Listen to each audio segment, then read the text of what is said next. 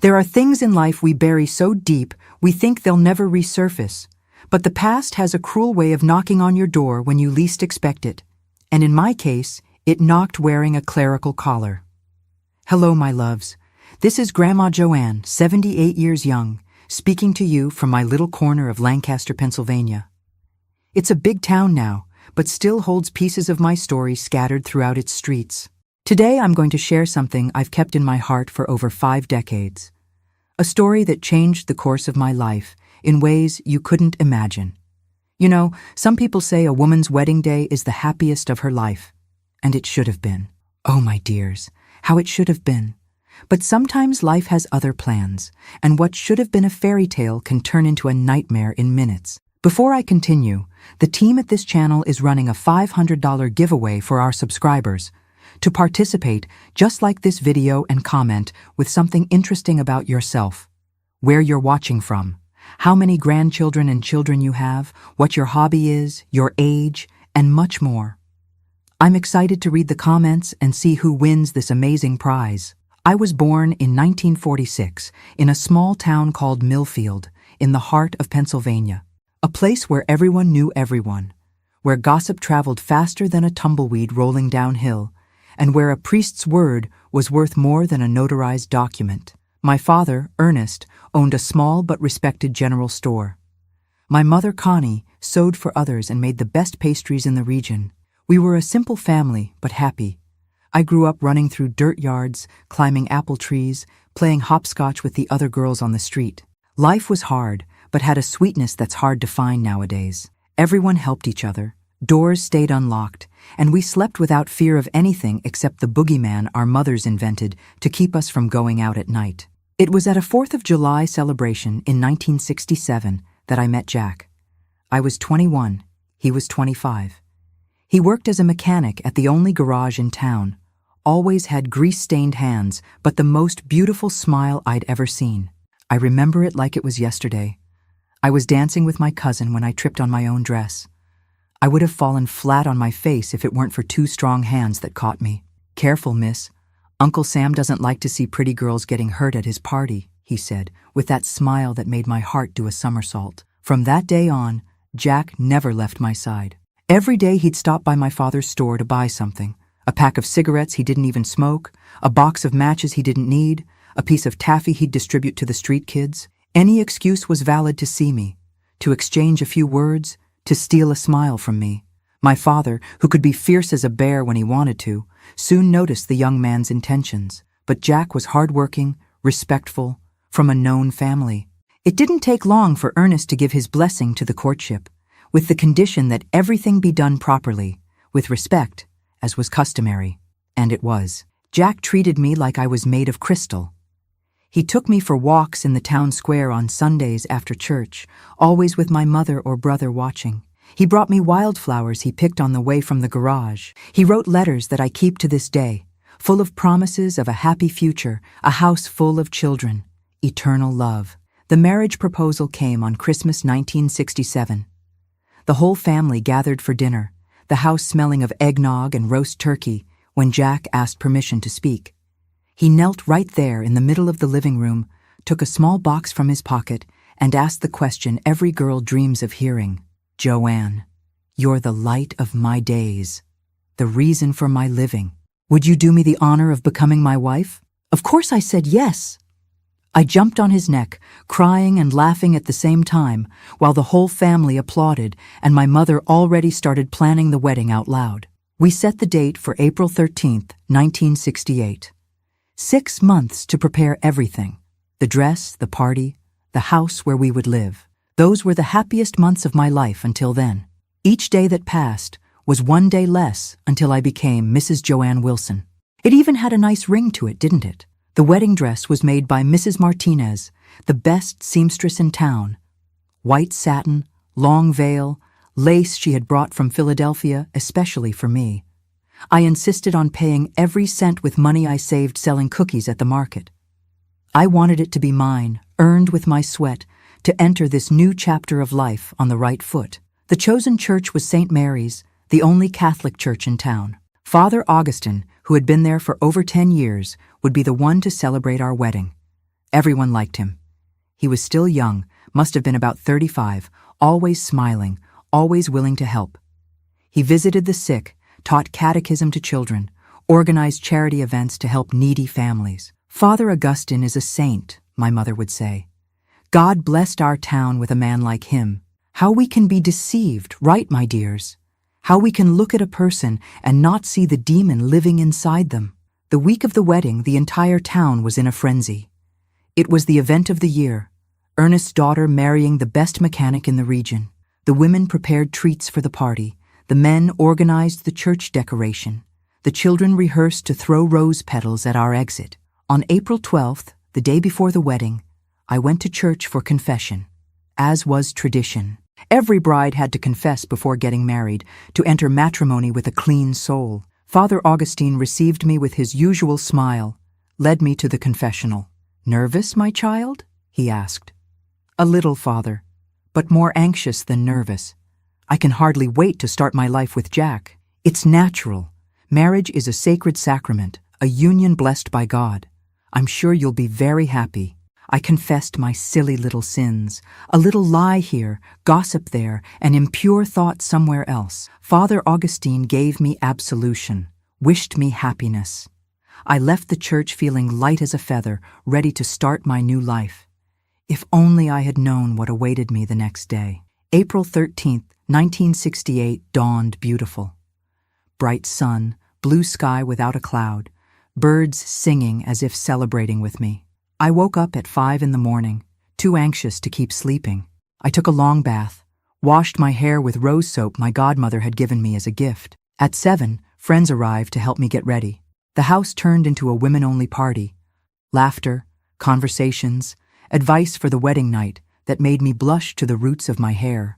My mother cried with emotion every 5 minutes. My father pretended to have something in his eye to disguise the tears.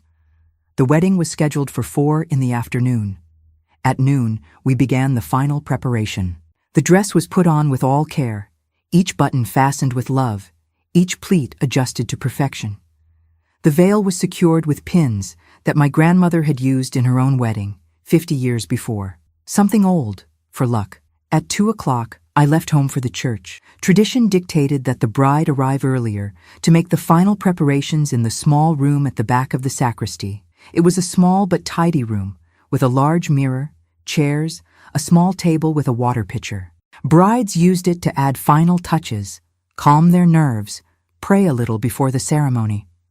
My mother, my sisters, and my friends accompanied me there, helped me with the final adjustments. The dress was perfect. The veil fell like a white cascade. The bouquet of wildflowers gave the final touch. I was feeling like a princess about to meet her prince. At 3:30, they started leaving to take their places in the church. "See you at the front," my mother said, giving me a kiss on the forehead. "You look beautiful, my daughter. Your father should be outside already, waiting to walk you down the aisle." I was alone in the little room, looking at myself in the mirror, hardly believing that in half an hour I would be a married woman. That's when I heard the knock on the door. "Come in," I said, thinking it was one of the girls who had forgotten something. But it wasn't. It was Father Augustine. "Good afternoon, Joanne. I came to see if everything is all right, if you need anything before the ceremony." "Everything is great, Father. Thank you for your concern." He entered the room, closed the door behind him. I thought it was strange, but didn't say anything. After all, he was the priest, right? A man of God. What harm could there be? "You really are very beautiful," he said, approaching. "Jack is a lucky man. Thank you, Father." He went to the small table, picked up the water pitcher. "You must be nervous. Would you like a glass of water?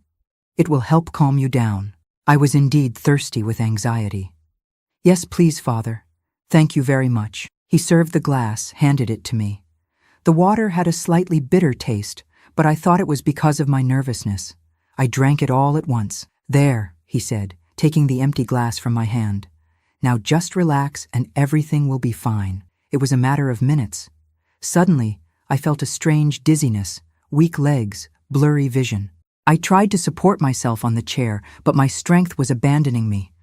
"Father, what's happening?" He didn't answer.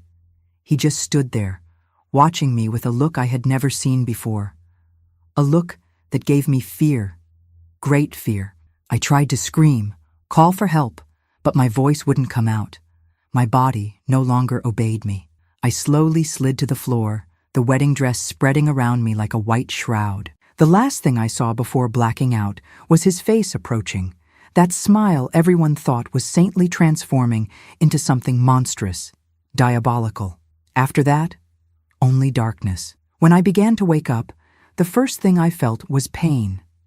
A pain different from anything I had ever felt in my life. Pain all over my body, but especially in a part of me that no one had ever touched. A pain that came from inside, that tore, that burned. I tried to open my eyes, but everything was blurry. I tried to move, but every movement was agony. I felt something warm and sticky between my legs. Blood. A lot of blood. The memory of what had happened before I passed out came in flashes. The priest, the glass of water, the dizziness. But what happened after? What had he done to me? I didn't need to be very smart to understand. The pain, the blood, the marks I felt all over my body, slaps, bites, scratches. My wedding dress torn, thrown carelessly over me. My underwear, no sign of it. I tried to scream, but only a weak moan came out. I tried to get up, but my legs wouldn't obey me. I stayed there, thrown on the cold floor of that little room, bleeding, crying, praying that it was a nightmare, that I would wake up and none of that would have happened. That's how my mother found me. It was already past 4:30, the wedding delayed, everyone worried. She came looking for me and came face to face with that scene of horror. Her daughter, who had left home dressed as a bride, radiant with happiness, now thrown on the floor like a rag, violated, destroyed. Her scream echoed throughout the entire church, a scream of pain, of despair, of a mother seeing the worst nightmare become reality. In seconds, the little room was full of people, my father, my sisters, Jack. Oh, Jack's look when he saw me. It was as if they had ripped out his soul. He fell to his knees beside me, trying to cover me with his jacket, hands trembling, eyes full of a mixture of pain, anger, and despair. "Who did this? Who did this to her?" he shouted, looking at everyone, searching for a culprit, an explanation. But I couldn't speak. My tongue was heavy, my thoughts jumbled. The sedative was still taking effect, mixed with the trauma, with the pain, with the shame. I could only cry and curl up, wanting to disappear, wanting to die. They rushed me to the hospital. Dr. Jerome, the only doctor in town, confirmed what everyone already knew, but no one wanted to say out loud. I had been raped, brutally, repeatedly. "There are signs of sedative in her system," he told my father, thinking I wasn't listening. "Someone drugged this girl before doing this." The news spread through town like wildfire. Ernest's daughter, Jack's bride, had been attacked inside the church on her own wedding day. But by whom? Who would have done such a monstrosity? Jack turned into a wounded animal. He went all over town, interrogating everyone, looking for clues, threatening to kill whoever had done that to me. The wedding, of course, was canceled. How could there be a celebration after such a tragedy? I returned to my parents' house, carried, mute, broken inside and out. I locked myself in my room, refused to eat, to speak, to live. What was there to live for? My honor was lost, my body violated, my future destroyed. In a small town like Millfield, a dishonored girl had no more place in the world. But the worst of all was not remembering. No matter how hard I tried, I couldn't see the face of who had done that to me. I remembered the priest giving me water. I remembered passing out. And then just the pain, the blood, the horror. Who had entered that room after I passed out? Who had been the monster who destroyed my life? The investigations led nowhere. The sheriff, a pot-bellied and lazy man, asked a few routine questions and shrugged. "There's no witness, no way to know," he said. Could have been anyone who entered the church. Anyone. As if it were normal for someone to enter a church, find an unconscious bride, and decide to rape her. As if it were something that happened every day. The town was divided between those who pitied me and those who whispered behind my back. Did she provoke it? some murmured. A decent girl doesn't stay alone with a man in a closed room, as if I had chosen to be drugged and raped on my wedding day. Jack remained by my side steadfast, saying he still wanted to marry me, that nothing had changed, but I saw in his eyes that everything had changed. How could he touch me without remembering that another had touched me first, and in the worst possible way? How to build a life on ruins? It was my grandmother, Josephine, who planted the first seed of truth. One afternoon, while combing my hair, she said softly, "Child, do you remember who gave you the water?" "Father Augustine," I replied, not understanding where she was going. "And after you drank the water, what happened?" "I got dizzy, passed out." She was silent for a moment, continuing to comb my hair. Then she whispered, so softly I almost didn't hear, "What if no one entered that room? What if whoever did this was already there?" My blood froze. No, it couldn't be. Father Augustine was a man of God, a saint. Everyone said so. He wouldn't be capable. Would he? My grandmother's words kept hammering in my head day and night. What if whoever did this was already there? But how to accuse a priest? How to even think such a thing? In those days, my dears, a priest was more respected than a doctor, than a sheriff, than a mayor. A priest's word was worth more than an oath in court. I spent weeks locked in my room, eating the minimum to survive, taking sponge baths because I couldn't bear to be naked under the shower. Every time I closed my eyes, I tried to force my memory, tried to see through the sedative fog. But it was like trying to grab smoke. The more I tried, the more it escaped. Jack came to see me every day. He would sit on the porch with my father, drink coffee, ask how I was doing. Sometimes I would peek through the window crack, see him there, downcast, suffering as much as I was. My father tried to convince him to move on, find another girl, rebuild his life. But he would shake his head, stubborn. "Joanne is my fiancée, Mr. Ernest. No matter what happened, she remains the woman of my life." 3 months after that cursed day, I woke up in the middle of the night with a flash of memory, a smell. Incense mixed with sweat. The same smell I felt every time I went to confession, when I was in that tight cubicle of the confessional.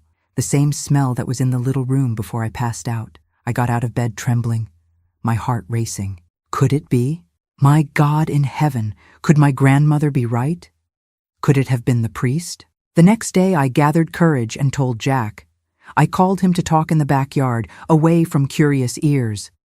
When I spoke of my suspicion, I saw his face transform. First disbelief, then understanding, finally a rage so great I thought he would explode. "That son of a bitch," he said through clenched teeth. "That bastard in robes. I'm going to kill him, Joanne. I'm going to tear his soul from his body." "No, Jack, you can't do that. First, we're not sure. Second, you'll go to jail, and then what? What will become of me without you?" He paced back and forth like a caged animal, fists clenched, jaw locked. I had never seen Jack violent, but at that moment, I saw he was capable of killing for me. So what do we do? Leave him loose out there, saying mass, confessing girls, pretending to be a saint? We need to be sure first, and then we'll think. That's when our private investigation began. Jack was smart, had studied through high school, knew how to put the pieces together. He started asking around, discreetly, about the priest. Where was he at the time they found me? Had anyone seen him near the little room? The answers appeared gradually. Mrs. Sophie, who helped clean the church, said she had seen the priest leaving the sacristy in a hurry, shortly before the wedding was supposed to start. The altar boy, a boy of about 12, told that the priest had sent him home early that day, said he didn't need help. But the main piece of the puzzle came from where we least expected. Mary, a girl who had moved to New York, returned to visit her family and heard about what had happened to me. She came looking for me one afternoon, asked to speak in private. "Joanne," she said, looking at the ground, "I need to tell you something. Last year, before I moved, the priest, he tried something with me too." My heart nearly stopped. "What do you mean, tried?" I had gone to confess. He started asking strange questions about my intimate life, if I had a boyfriend, if I had already, I thought it was strange, but I answered. Then he left the confessional, came to my side, started running his hand through my hair, saying I was too beautiful to be alone. Tears ran down her face as she told the story. I got scared, stood up to leave, but he grabbed me. He tried to kiss me, ran his hand over me. I managed to push him away and run, but I was so afraid, so ashamed. Who would I tell? Who would believe me? At that moment, I was certain. It wasn't the first time Father Augustine had done something like this, and if he had done it with Mary, tried with me, how many others might have suffered in silence? Jack became even more furious when I told him about Mary. But now there was a different gleam in his eyes, a gleam of someone who was plotting something. "Leave it to me," he said. "I'll take care of this. Jack, for God's sake, don't do anything crazy." "I won't, but that bastard won't go unpunished. Trust me." 2 weeks later, Jack showed up at home with a strange expression. He called my father for a private conversation, then the two called me. The three of us sat in the kitchen, doors and windows closed. "I discovered some things about the priest," Jack began. "Things that the diocese wouldn't like to know." My father frowned. "What kind of things?" "He diverts money from collections. I have proof. He takes part of the tithe and sends it to his family in Baltimore. His mother has a house that doesn't match a washerwoman's salary. His brothers live the good life without working." "And how did you discover this?" I asked. "I have my methods. The important thing is that now we have leverage against him." The plan was simple but risky. Confront the priest, make him confess what he had done to me, threaten to report the embezzlement if he didn't leave town. It wasn't real justice, I knew, but it was the most we could get at that time, in that place. My father didn't like the idea. "It's too dangerous. What if he reacts? What if he denies everything and ends up harming you?" But Jack was determined. "Mr. Ernest, with all due respect, but look at the state of your daughter. Look at what that monster did to her. Do you want him to continue out there, doing this to other girls?" In the end, my father agreed.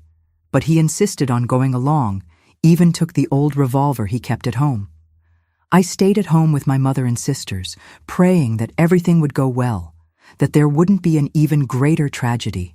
They returned almost 2 hours later. Jack with a closed face, my father pale as paper. They sat in the living room, asked for whiskey. My mother served with trembling hands. "And?" I asked, unable to stand the anxiety any longer. Jack took a big swig before answering. He confessed. Not at first, of course. He denied it, acted offended, threatened to call the police. But when I showed the embezzlement documents, when I said I was going to send everything to the bishop, he changed his tune. My father continued. "He admitted he gave you the sedative. He said he couldn't control himself, that the devil tempted him." The devil. How easy it is to blame the devil for our monstrous acts, isn't it? How convenient to have a scapegoat for the evil that lives inside us. "He's leaving," Jack concluded. "I gave him a week to request a transfer, to invent some excuse.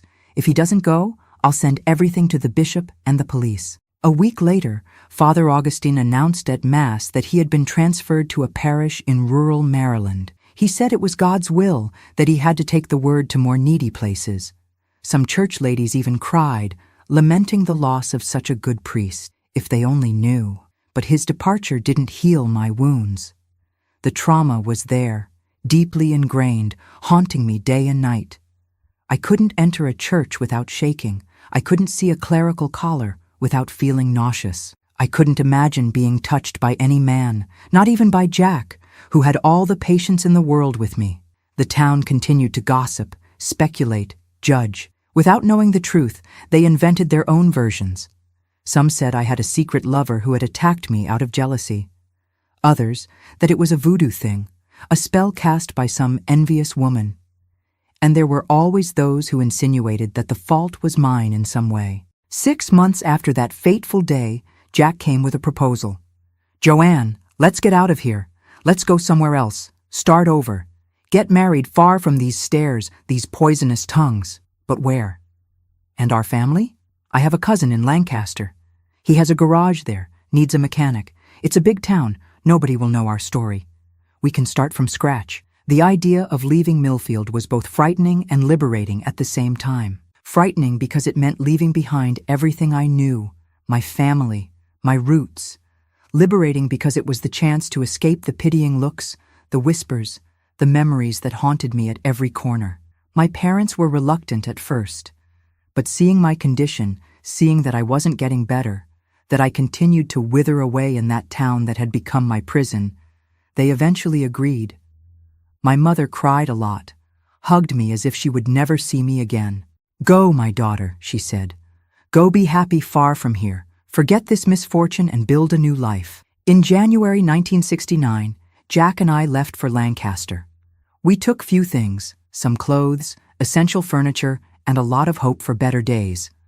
We got married in a civil ceremony as soon as we arrived. A simple ceremony, just the two of us and the witnesses the judge arranged. It wasn't the dream wedding I had imagined. There was no white dress, no party, no waltz. But it had what mattered. The love of a man who chose me, even broken, even marked, even with a story that would drive anyone else away. The adaptation wasn't easy. Lancaster was much larger than Millfield, busier, more impersonal, but that was good in a way.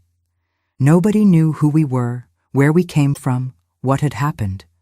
We could invent our own story. Jack started working at his cousin's garage. I got a job at a fabric store downtown. We rented a simple but decent little house, bought our furniture gradually, building our nest. On difficult nights, when nightmares came, when the past knocked on the door, Jack would hold me, calm me down, remind me that I was safe, that no one would ever hurt me again. "You're the strongest woman I know," he would tell me. "You survived the worst, and you're still here, standing. That's courage, Joanne. That's strength." Slowly, very slowly, I began to heal. Not completely. Some wounds never fully heal, but enough to smile again, to dream again, to live again. I made friends at work. We learned to cook together. We discovered beautiful places in the new town. A year after moving, I got pregnant. When the doctor confirmed it, I cried like a child, not out of sadness, but out of fear. How was I going to take care of a child if I could barely take care of myself? How was I going to protect my child from the evil of the world if I hadn't been able to protect even myself? Jack calmed me down, as he always did. "You're going to be a wonderful mother, and our child will grow up surrounded by love, protected, happy. The past doesn't define our future, Joanne." He was right. When I held my first child in my arms, a healthy boy who took after his father's eyes, I felt that I was finally turning the page. The past was still there, would always be. But it no longer needed to command my life. We had 2 more children after that, 2 beautiful girls who now give me wonderful grandchildren. I raised them all with love, with care, with the certainty that they would never go through what I went through. I taught my daughters to be strong, not to blindly trust anyone, to know their rights. Years later, with the children grown, I received a letter from Millfield. It was from Mary, the one who had told me about the priest. She was writing to say that Father Augustine had died. Massive heart attack during a mass in Maryland. Fell face down on the altar in front of everyone. "They say in recent years he drank a lot," she wrote. "He lived tormented, talking to himself, asking forgiveness from ghosts. I think his conscience weighed on him in the end." I closed the letter, threw it in the trash. I felt neither joy nor sadness at the news, just emptiness, a feeling of a chapter finally closed. Divine justice? Coincidence? I don't know. I just know that the monster who destroyed me on an April afternoon ended up destroyed by his own demons. Today, at 78, I look back and see a life that was rebuilt from the ashes. It wasn't easy. It wasn't without pain. It wasn't without scars. But it was my life, conquered with struggle, with courage, with the love of a man who saw beyond my traumas. Jack passed away 5 years ago, victim of a damned cancer that took him in 6 months. Before dying, he held my hand and said, "Thank you for choosing me, Joanne. Thank you for giving me the chance to love you. I'm the one who should thank you, my love, for staying, for fighting with me, for showing me that not all men are monsters, that true love exists and heals even the deepest wounds. The silence that for so long screamed inside me is now filled with grandchildren's laughter, with stories of overcoming, with the certainty that I survived and won." The priest thought he had destroyed me that afternoon. Little did he know he was creating a warrior. Life in Lancaster followed its course. My children grew up healthy. Jack prospered at the garage. It seemed we had finally left the past behind. But you know how it is, right? The past has a stubborn way of returning when we least expect it. It was in 1978, almost 10 years after that cursed day, that the pieces of the puzzle began to come together in a way I could never have imagined. My oldest son, Ernest, I named him in honor of my father, was 8 years old and needed to make his first communion. I was terrified of entering a church, as you can imagine. But for my children, I would face anything. The catechist was Sister Benedictine, an elderly nun who had been transferred from Baltimore. A sweet woman, soft-spoken, who gradually gained my trust. One afternoon, after picking up Ernest from catechism, she called me for a conversation. "Mrs. Joanne, you're from Millfield, aren't you?" My blood froze. How did she know? We had been so careful not to talk about the past. "Why do you ask, sister?" She sighed, looked at the crucifix on the wall before continuing. "Because I'm from there too. I left many years ago, but I knew your family. Your father had a store, your mother sewed." I nodded, heart tight. Did she know my story? Was she going to spread it to the whole town? "I know what happened to you," she said softly. "And I came to Lancaster precisely to look for you." "What do you mean, look for me? Why?" What she told next changed everything I thought I knew about that terrible day. Sister Benedictine had been a nun at the convent in Baltimore, where Father Augustine sent part of the diverted money. But it wasn't for his family, as Jack had discovered. It was to keep something much worse secret. Father Augustine had, how can I say, serious problems. The diocese knew, but preferred to transfer him from parish to parish instead of facing the scandal. Each time something happened, they moved him to a different place. My head was spinning. How many times? How many women? "It wasn't just women," she said, and I saw tears in her eyes. "There were girls too, teenagers, sometimes even children.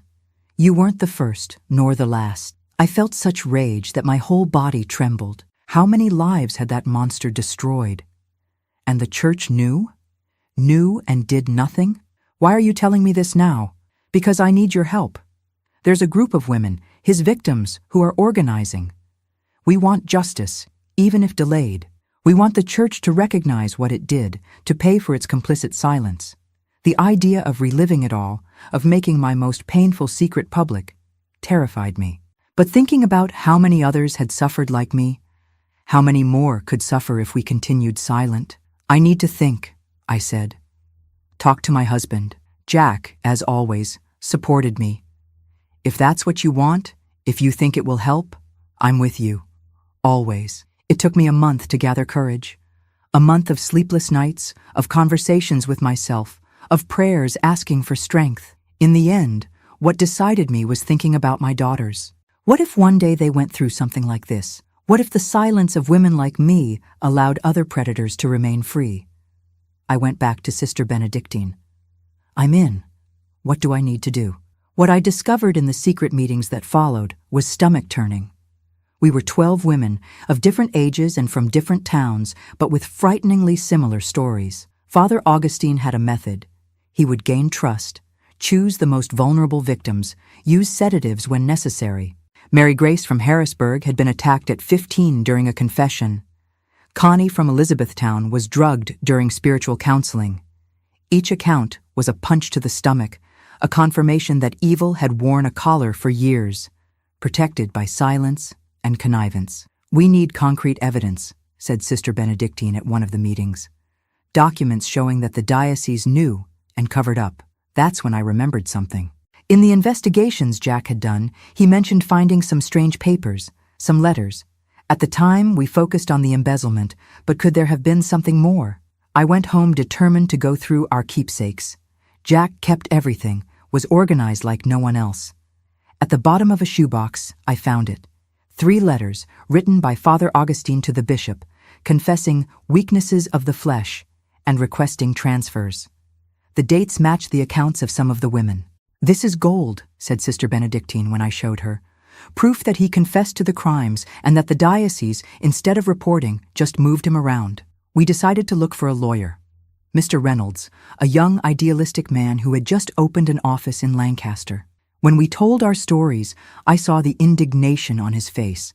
This is a continuous crime with the aggravating factor of abuse of religious authority, and the diocese is complicit by omission. We're going to file a class action lawsuit. The process was hell. First, we had to convince the other women to expose themselves, to open their wounds in public. Some agreed, others backed out in fear. In the end, we were 7 brave women willing to face the church. When the news leaked to the press, it was a scandal. Philadelphia newspapers printed the story. The diocese tried to cover it up, threatened to sue for defamation, but the evidence was too strong, the accounts too detailed. My family suffered. My children were bullied at school, called the children of the woman who wants to destroy the church. Jack lost customers at the garage. There were people who no longer wanted to do business with the husband of the troublemaker. But we held firm, united. The trial took place in 1980. 2 years of judicial battle, of painful testimonies, of reliving old traumas. Every time I had to tell my story to the judge, to the lawyers, to the curious audience, I felt as if I was being violated again. But when I looked at the faces of the other women, I saw the same pain, the same courage, the same need for justice, and found strength to continue. The diocese's defense was dirty. They tried to discredit our accounts, insinuate that we were vindictive women, that we wanted money. They even hired a detective to investigate our past, to look for anything that could tarnish our reputation. That's when they discovered something even I didn't know. Father Augustine, before dying, had left a diary. His family, afraid of scandal, had given it to the Bishop of Maryland, who kept it under lock and key. But someone inside, touched by our struggle, leaked the contents. It was worse than we imagined. Pages and pages of sick confessions, detailed descriptions of the abuses, a list with names of victims, 47 in total, over 15 years of priesthood. My name was there, with the date, April 13th, 1968. "Today I sinned again," he wrote. "The bride was too pure, too beautiful.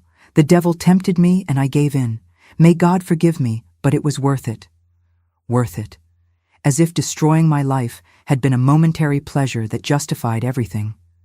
With the diary, the diocese's defense crumbled. There was no more denying, no more pretending they didn't know. The evidence was overwhelming. In September 1980, the judge ruled in our favor. The diocese was ordered to pay compensation to each victim and to create a support fund for women abused by religious figures. It wasn't just about money, though God knows how much we needed it. It was about recognition, about lifting the veil of silence that protected predators, about saying loud and clear, "This happened, it was wrong, and someone needs to pay." The victory had a bitter taste. Father Augustine was already dead. He never paid criminally for his crimes. Other priests involved in the cover-up were just transferred. The structure that allowed the abuses remained intact. But something changed. After our case, other women found the courage to speak out. We created a support network, a group that exists to this day, helping victims of religious abuse seek justice and healing. My life was never the same after the trial. I lost my privacy, became that woman who sued the church, but I gained something more valuable, the certainty that my silence would no longer be complicit in other crimes. Sister Benedictine, who had been our greatest ally, was expelled from the congregation. They accused her of betrayal, of tarnishing the church's name. She accepted it with serenity, said she preferred to serve God outside the convent walls than be complicit inside them. Years later, at one of our group meetings, a young woman approached me.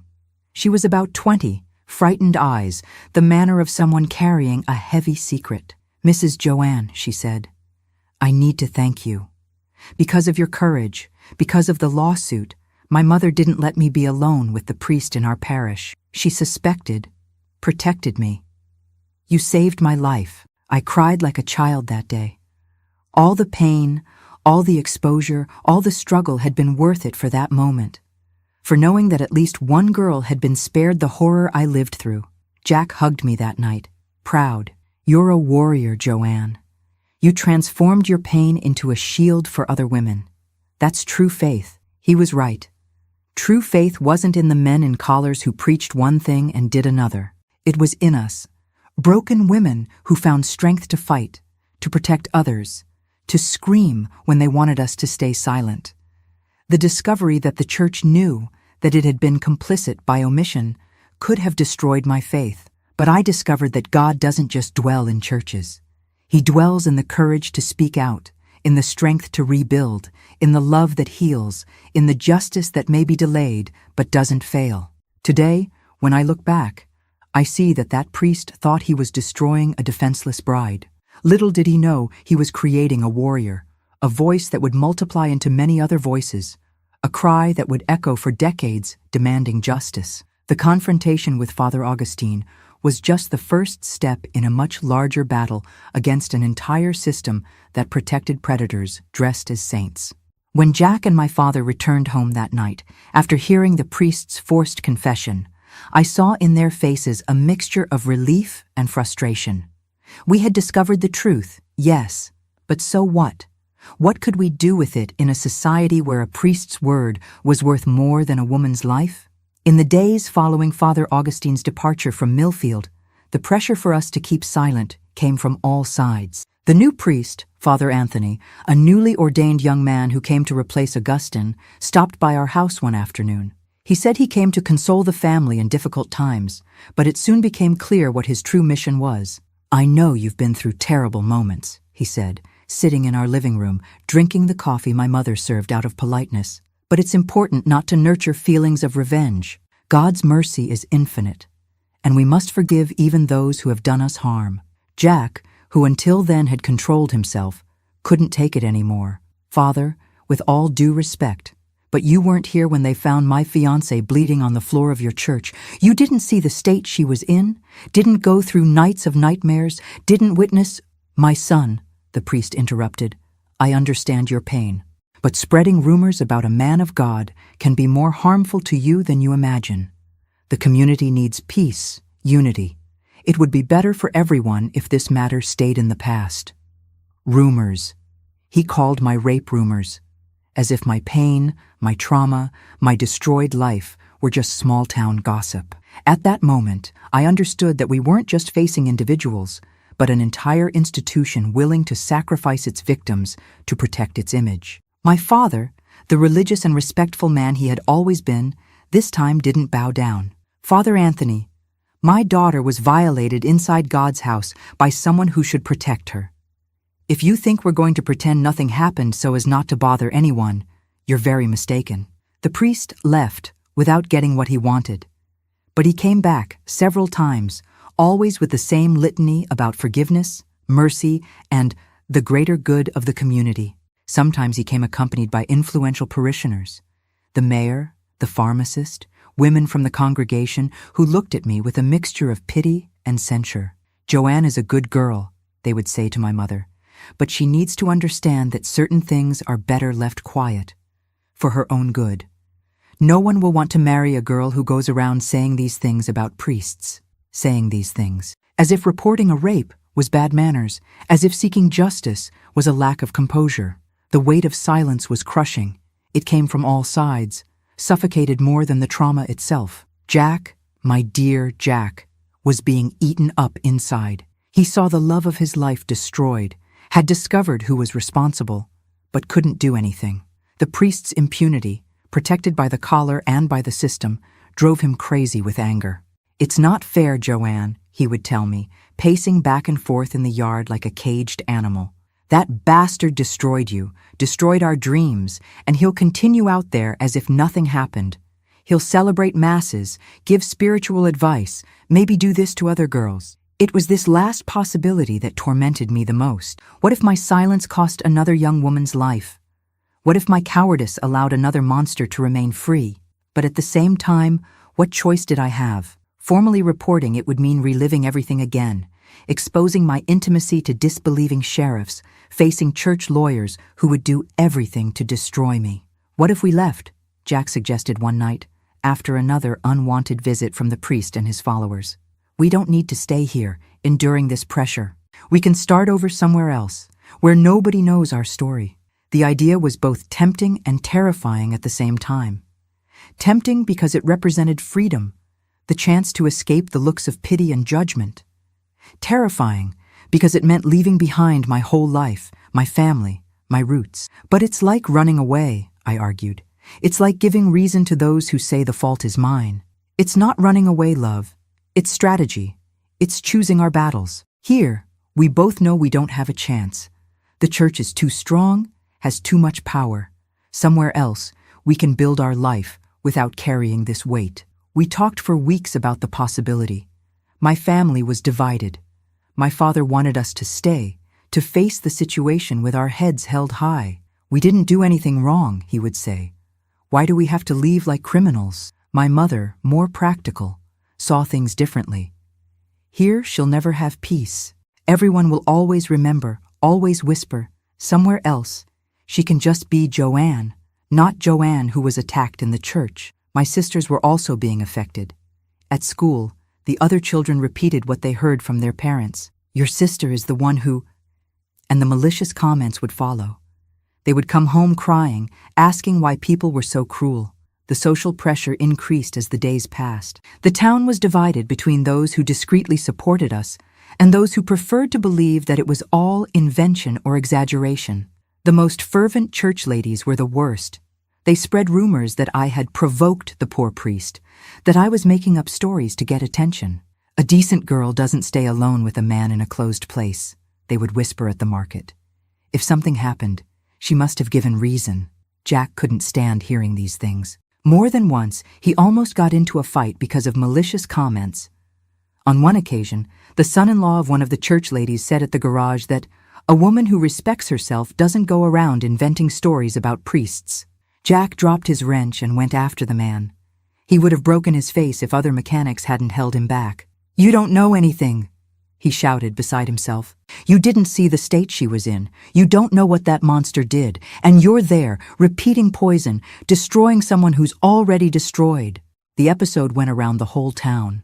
"Joanne's fiancé is going crazy," they commented. "This whole story is hurting him too."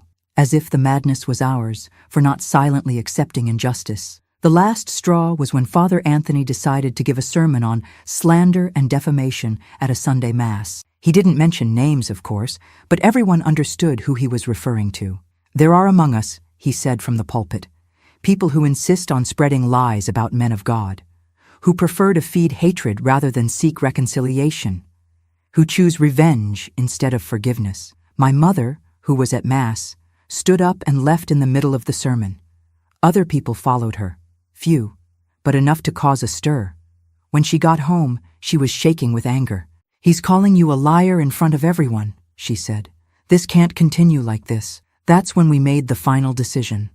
There was no point in staying, no point in fighting against a system that was determined to crush us. We would leave, but not as fugitives. We would go with our heads held high to build a new life where our truth could exist without being questioned at every moment. Organizing the move was more complicated than we imagined. First, Jack had to get work elsewhere. His cousin in Lancaster, Joseph, confirmed there was a position at the garage, but the salary would be lower at first. We would have to start from scratch, in every sense. Selling our things was painful. The furniture we had bought for the house where we were going to live after the wedding, the memories of a life that was brutally interrupted. Everything had to go for low prices. Those who buy furniture from people who are running away know they can haggle as much as they want. My father helped us financially, even though he didn't fully agree with the decision. "It's money from selling the store," he said, handing me an envelope, "for you to get established there. But promise you won't forget about us." As if it were possible to forget? As if leaving Millfield meant ceasing to love my family, my land, my roots? It wasn't that. It was just choosing between sinking or swimming, between dying slowly or seeking a chance to be reborn. We decided to get married in a civil ceremony before leaving. It wouldn't be the wedding of our dreams. That had been destroyed forever on that April afternoon. But it would be ours, true, free from pressure and malicious looks. The ceremony was at the courthouse on a December morning in 1968. Just our parents as witnesses, no party, no celebration. I wore a simple blue dress my mother had made, Jack his Sunday suit. When the judge asked if we accepted each other as husband and wife, we looked into each other's eyes and said, yes. with a conviction that came from the depths of our souls. It wasn't the happy ending of the fairy tale I had dreamed of. It was the real beginning of a life we would have to build with our own hands, away from the spotlight, away from judgments, away from everything we knew. Now it's us against the world, Jack said, holding my hand as we left the courthouse. And we're going to win. I wanted to believe. I needed to believe. The bus that took us to Lancaster in January 1969 carried more than 2 people and some luggage. It carried hopes, fears, broken dreams, and the determination to rebuild a life that had been shattered. During the 6-hour journey, I stayed glued to the window, watching the Pennsylvania countryside change, the small towns giving way to a metropolis that seemed gigantic to me. Lancaster was everything Millfield wasn't. Big, busy, impersonal. The streets bustled with people, cars, commerce. No one stopped to observe us. No one whispered when we passed. For the first time in months, I was able to walk on the street without feeling gazes weighing on my back. Joseph, Jack's cousin, received us with genuine affection. He was a simple man, 10 years older than my husband, who had built a prosperous garage in the East End neighborhood. "Here you can start over," he said, showing us the little house he had rented for us. "No one needs to know where you came from or why you came. What matters is what you'll do from now on." The house was small but decent. 2 bedrooms, a living room, kitchen, and bathroom. Whitewashed walls, concrete floor, a backyard where I planted herbs and flowers. It wasn't the home we had dreamed of, but it was ours. Clean of bad memories, free from ghosts of the past. The first months were the hardest. Jack worked from dawn to dusk at the garage, learning his cousin's ways, gaining customers' trust. I got a job at a fabric store downtown, selling yards of cotton and chatting with housewives about sewing and embroidery.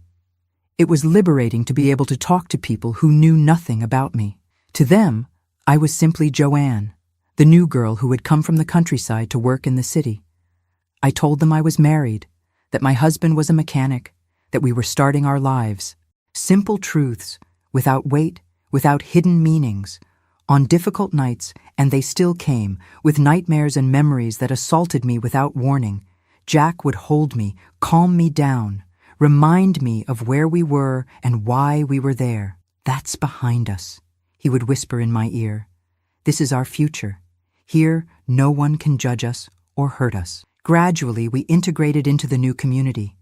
We met the neighbors, made friends at work, discovered the best places to shop. Lancaster welcomed us with the generosity of big cities, which have space for all kinds of stories without asking too many questions.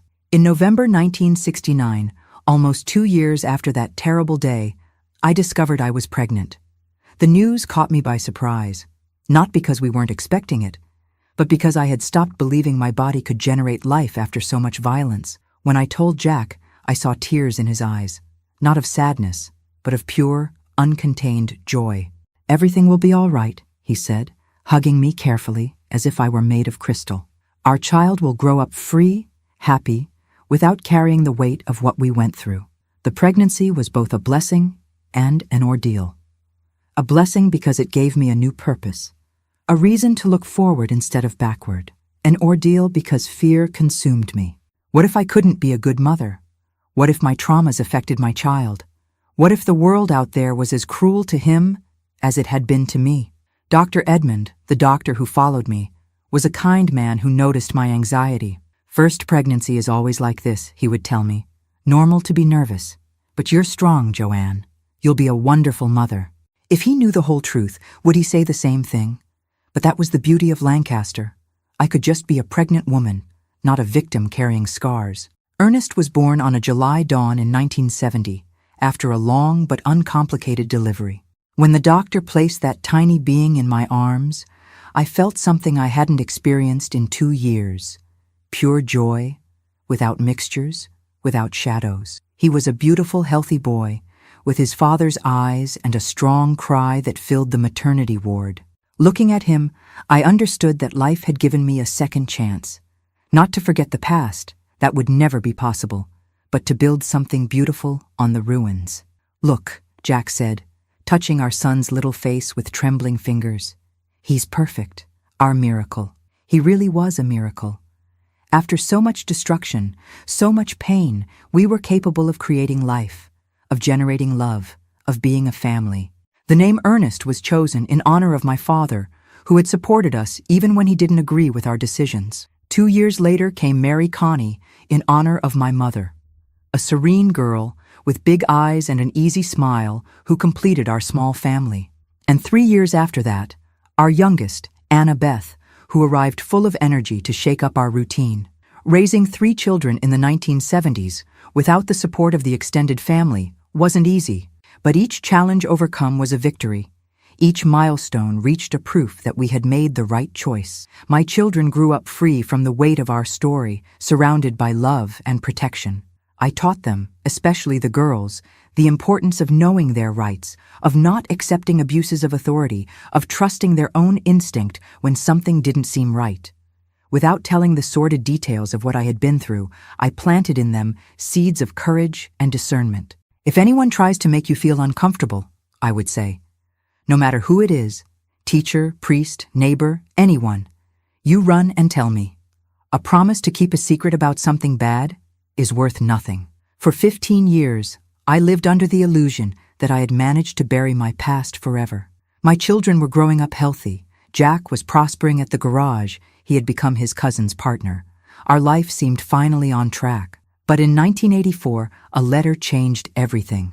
It was from Mary, that girl who had told me about Father Augustine's attempted abuse. She was writing to inform me that other women had appeared with similar stories, victims of the same priest, scattered across various towns in Pennsylvania and Maryland. Joanne, the letter said, we discovered we were many more than we imagined, and we're organizing to seek justice. I know you've rebuilt your life, that you have a family to protect, but your voice could be fundamental for other women to find courage. My first instinct was to tear up the letter and pretend it had never arrived. My life was good, my children knew nothing, why stir up healed wounds? But my conscience wouldn't leave me in peace. If other women had suffered what I suffered, if the monster had continued his destructive rampage, wouldn't my silence be complicit? I talked to Jack, of course. After so many years together, we had no secrets from each other. He listened, reflected, held my hands. The decision is yours, he said. If you want to participate in this fight, I'm by your side. If you want to keep our life as it is, I also support that. But remember one thing, you're no longer that frightened girl from Millfield. You're a strong woman, a mother who has built a beautiful life. If anyone can face this battle, it's you. I sought out Sister Benedictine one September afternoon. She lived in a simple house in the West End neighborhood where she maintained a support center for needy women. She no longer wore religious habit, had left the congregation after our lawsuit, but continued to serve God in her own way. I knew you would come, she said, hugging me as if we were old friends. You look like someone who can't stay silent when it comes to justice. What she told me left me astounded. We weren't just a few isolated women. It was a systematic pattern of abuse that spanned decades. Father Augustine had been transferred from parish to parish whenever problems arose, leaving a trail of victims wherever he went. The diocese knew, Sister Benedictine explained. They had documents, reports, confessions, but they chose to transfer instead of punish, to cover up instead of confront. They are complicit in every act of violence he committed after the first uninvestigated complaint. It was revolting to discover that my case hadn't been isolated or exceptional. It was just one more in a long list of crimes covered up by an institution that claimed to represent God on earth. It took me weeks to make the decision. I thought about my children, who were then 14, 12, and 9 years old. How to explain to them that the mother they had always known as strong and determined had a past of violence and trauma.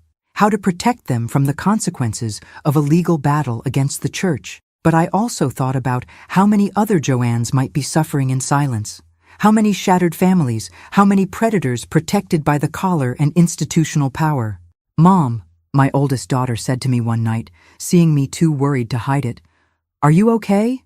Seems like something's bothering you." I looked at that smart, determined girl, whom I had raised to be strong and independent. If someday someone tried to harm her, I would want other women to have fought before to create a world where her pain would be taken seriously. There is something, my daughter. But it's an adult thing. A very old injustice that maybe it's time to correct. Then you have to correct it, she said with the simplicity of youth. You always teach us that we can't let wrong things pass unchallenged. It was the answer I needed to hear. The process that followed was even more difficult than I had imagined. Not just because of the pain of reliving old traumas, but because of the impact on my family.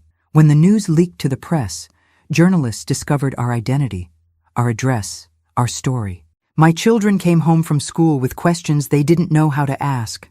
Classmates had shown them newspapers, made comments, repeated rumors. I had to sit down with each of them, adjusting the language to their age, and tell a version of the truth they could understand and carry.